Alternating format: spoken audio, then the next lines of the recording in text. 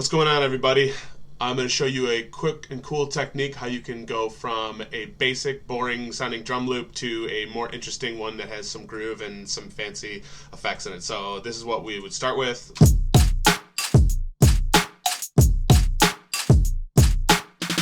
It's like a pretty basic beat, and then this is what it turns into.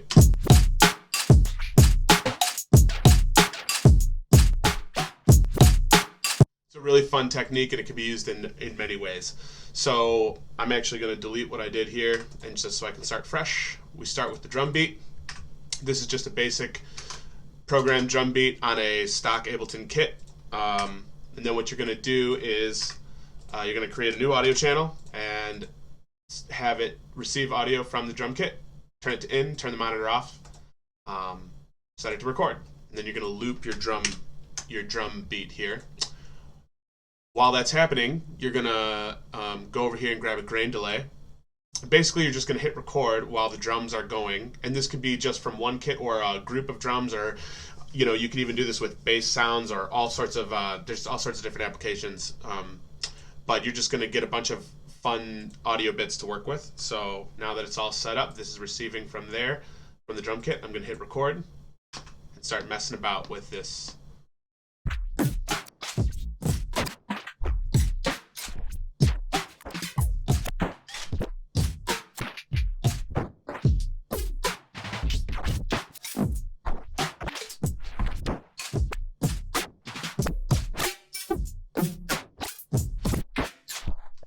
Okay, so that was just a quick run through. And now basically what I'm going to do is go through here and select cool sounding bits to just spice up the drum loop and add in between. The reason this technique is, in my opinion, superior to just adding a percussion layer, percussion is great, but this will add texture and groove that is related to what you already have going on, and it's very good for like reverse hits and suction kind of sounds, and really adds life to your drum beat. So turn this back on so we can hear it, and now I'm just going to go through and kind of chop. I'm looking for pieces where there's no drums going on. I mean, you can do this however you want, but I like to do it so it kind of fills in the gaps here. So I'm removing bits and kind of looking at these transients, because there's a bunch of cool sounding little bits in there, and you can just arrange this however you want. I'm just kind of eyeballing it right now for the sake of speed, because I believe in quick learning and not wasting your time. So let's hear what these bits sound like. So I kind of like this suction bit here. Some of those are pretty plain sounding, so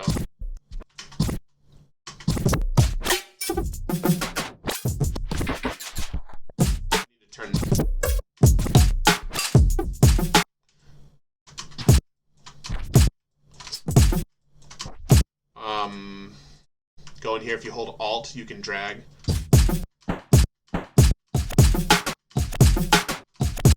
This is pretty see, nice that it's got that suction there. It just adds so much. It's subtle, but it adds a lot. This one's a little off sounding.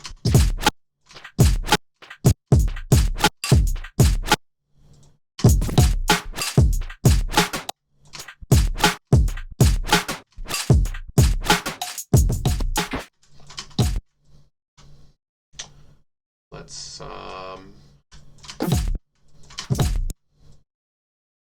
and you can feel free to like reverse these, for instance. Maybe you get a nice suction-y.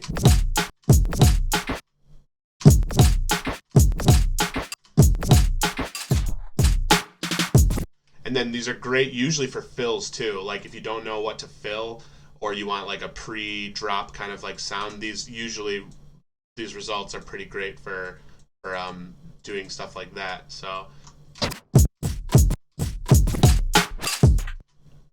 especially when you use a texture mode and like stretch it a bit, get some really wacky sounds.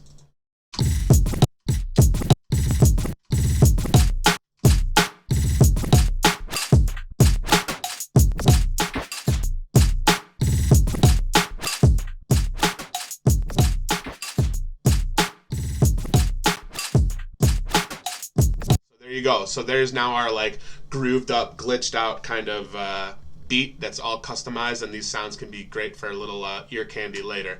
So again, we went from basic drum beat, sounds like this,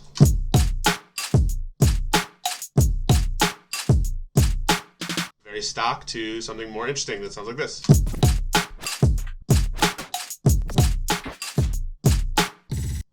It all sounds like there's all sorts of like little details and percussive whatever's in there, and it was, what, 5 minutes? Something like that. Great, thanks for watching. Hope this helps and can inspire you to create more spicy, groovy drum loops. Adios.